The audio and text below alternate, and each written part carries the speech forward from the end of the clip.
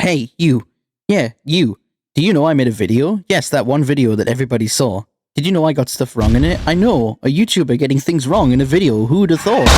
Not to worry, however, the comment section was polite enough to tell me that I fucked up and I got everything wrong. So instead of that, I'm going to be going over each thing that I got wrong in the video and develop on them a little bit more and respond to a few of the comments that were put under the video. I'd like to say that this video is not replacing the Godzilla video. This is just an intermission before we actually get to the Godzilla video. So until then, we are back. If I sound groggy during this video or sick, it's because I am. During the space between the Team Fortress video and this video, I seem to have picked up the Black Plague and I am now dying as I am recording this, and I need to take long pauses between the recordings because any type of sentence that I speak coherently is interrupted by the smoker within me, just like erupting from within inside of my very human soul. Team Fortress 2. That was a game I talked about in the last video. During that video, I ranted quite a bit about Save Team Fortress 2, which was a hashtag that was going around on Twitter with the intention of getting Valve's attention. To make them do some shit about the game, which they still have not done yet, by the way. It's been almost a month, and they've still not responded to us at all.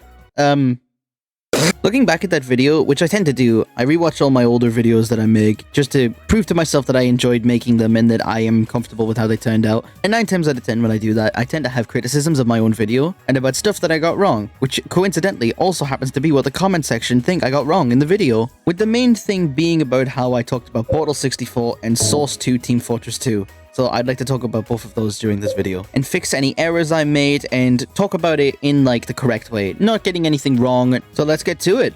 I'm not really going to be talking about Save TF2 during this video because I said everything that I have to say about it in the original video. This video is going to focus more on Valve and their actions taken and develop more about what I talked about. A lot of the things, however, that I did talk about during that video, I still stand by now, and a lot of the corrections that I have during this video still fall under what I said in that original video. I'm just correcting myself in some parts because I did actually get a lot of things wrong during that, and the comment section was quick to point it out, so I thank you guys a lot for that. Helps me improve my content and make me know when I'm doing stuff wrong. So let's start off with the thing that I believe that I got wrong the most out of all of the points that I tried making through that video, which was Team Fortress 2 Source 2. I really only talked about what the Source 2 TF2 team wanted to do with that project, which was porting it to Source 2, but I never really mentioned how they would do it, and because of that, that is one of the things that I got wrong without realizing it because I didn't do enough research on it at the time. But this is what hindsight is for. So, the project's goal was to use Sandbox, the spiritual successor to Gary's mod, created by the same company, Facepunch Studio. And Sandbox essentially just lets people code their own games in the Source 2 engine, and it makes it a lot more player-friendly, and there's a lot more technical stuff that you can achieve with this that you wouldn't have been able to achieve with Gmod. And essentially all it did was port over the resources, models, and a lot of the coding from Team Fortress 2 to Sandbox. Now, this has an issue because this is legally a thing that Valve can strike down because it is using their assets without their permission on a different game that doesn't belong to them, and that game is making money using some of the stuff that Valve made. And this is an issue because obviously companies don't want people using their assets without their permission. However, it gets into a little bit of a scenario that I'd like to talk about called legality versus ethicality. Now, if a game company tries its hardest to stop a game from being alive and they try its hardest to kill it, do you think it's ethical to strike down any attempt from a community that keeps trying to resurrect it and keep it alive for those who are passionate about it? Because with every single game's fandom, you'll always have people who are so passionate about a project that they are willing to create fan projects that's entire goal is to recreate the feeling and the charm of the older versions of that game. Take Nostalgia, for example.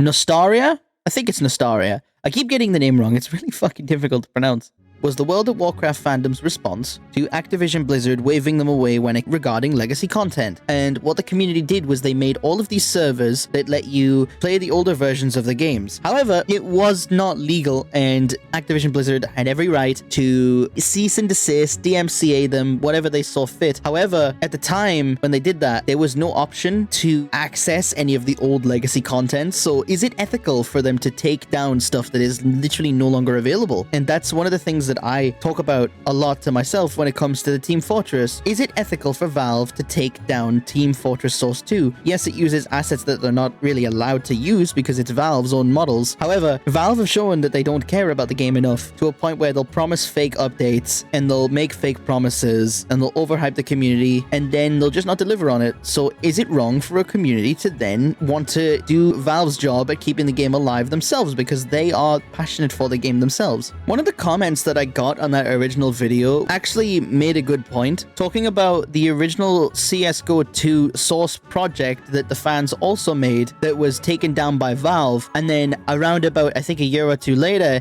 it was revealed that Valve was already working on Source 2 CSGO. But that could be happening with Team Fortress 2. I don't really think so, and the community doesn't really think so, because if Valve is so openly hostile to the game, why would they actively try to work on it some more? If I'm wrong on that, in the next, like, 3 years, they come out with it, I'll just eat my shoe. Yes, in the end of the day, Valve had every legal right to take down the Source 2 project, but would you think it'd be an ethical choice for them to do, considering how little love the original game is getting at this point? And if you agree with this and you want your voice to matter, please consider subscribing. Now, whether Valve were in the right when it came to their choice with Source 2 is entirely dependent on your opinion. In my opinion, I don't think they should have done it because they don't care about Team Fortress enough to, like, be intimidated by this thing being here. However, if they were to be intimidated by a fan project being up and the consequences that it could have, they could always worry about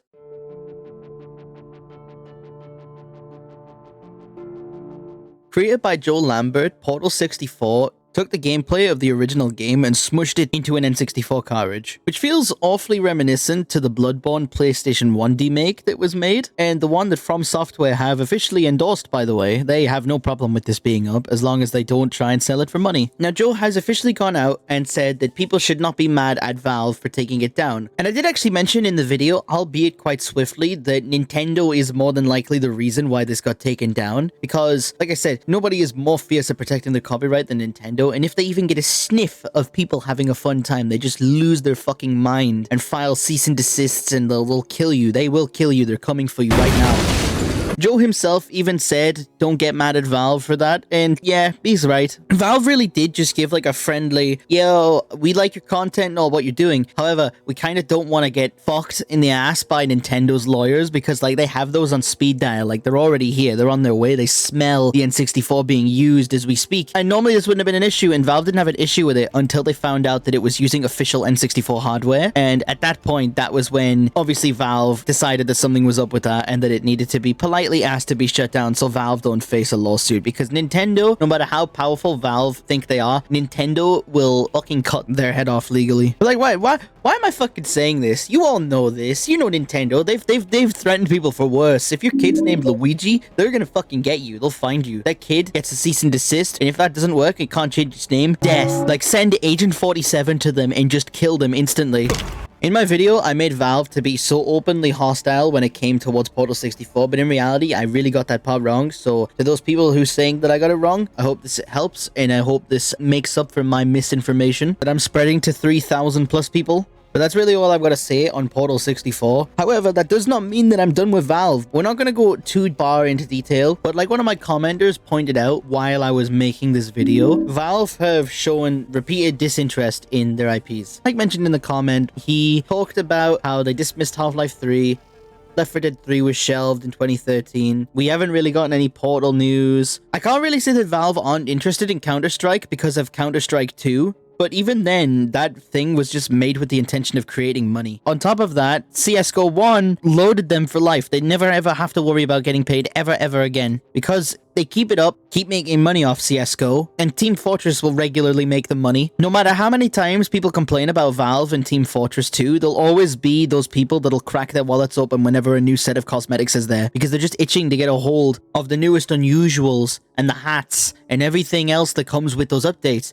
Because all those updates are just money. That's all it is. There is no content apart from the maps, and even then they're unplayable because of bots. if the game mode doesn't outright stop working when they first launch it. But it's okay, guys, because they moved the fucking cow. You know, that one feature that everybody has been begging for since the start. So the only thing that those updates are is a consistent seasonal amount of money going into Valve's pockets from the people who just casually open their wallets whenever they come around. It's really funny to think that one of the reasons why Gabe Newell left Microsoft is exactly what he's doing right now with his IPs. And they also shelved Left 4 Dead 3 because the engine wasn't ready for it, and they admitted that like Source 2 wasn't really keeping up with it all the way back in like 2013, I'm pretty sure. So I don't understand how the engine is still not ready for a game like Left 4 Dead when Left 4 Dead 1 and 2 runs perfectly fine on Source 1 and was originally a mod for Half-Life, if I remember correctly. Whether Valve want to do something with Team Fortress 2 anymore, whether it's just cancelling the game outright or making the Source 2 port TF2, which they've proven to be able to do because Valve made Half-Life Alyx. Like I said in the original video, it's incredible, and it proves that Valve are capable of making something when they try. Something that's worth the time and effort, something that's worth your money, something that's worth your attention. I'm almost certain that Half-Life Alyx exists just to prove that the Valve Index is a working, functional game VR headset, like what they did with the Steam Deck and Aperture Desktop. But I'm also of the opinion that tinfoil hats are an absurd fashion statement. I'm going to try and go through the other things that I wanted to talk about in this video, because the Valve portion ended up being a lot longer than I expected it to be. I was expecting this video to be more about the comments, but even then, I've addressed the comments more in the Valve portion, but I'm just going to go over what remains from what I haven't responded to at this point. And that last thing is, why didn't I just join community servers? Or why don't people just join community servers if the casual servers are just filled with bots? And to that, I say, nothing's stopping you, but people who start the game don't want to mess around with community servers and all of that stuff, because they just want to hop straight into the game, because it's the most vanilla way to play TF2, literally the most vanilla way to play TF2, the way that Valve intended you to. And when people are like, just play community servers, that does work. And I did mention that in the video, the community servers will stay there. And I mentioned the fact that the community servers know how to deal with the bots. However, community servers will always change something about the gameplay, whether it's anti-gravity, or they turn off random bullet spread, or more than likely turn off crits as well. One of the biggest examples of this being the current most popular way to play casual without actually using the casual queue is Uncletopia. And Uncletopia does actually also change gameplay mechanics. So even then, it's still not as close to the original game as it probably could have been. The closest thing to the vanilla game mode still has a lot of features removed from it to cater towards the people who take the game more seriously than casual. They removed the random bullet spread and the crits, and for a lot of people this is a positive, but for another lot of other people it's also a negative because it's not the way that the game was meant to be played. This can be an issue as well because Uncletopia attracts a specific kind of player, and I'm sure everybody knows by now that Uncletopia isn't exactly a welcome place for new players because of the people who fester within the servers. I mean, at least they're not hackers. And it essentially just comes down to altered gameplay in a completely different atmosphere.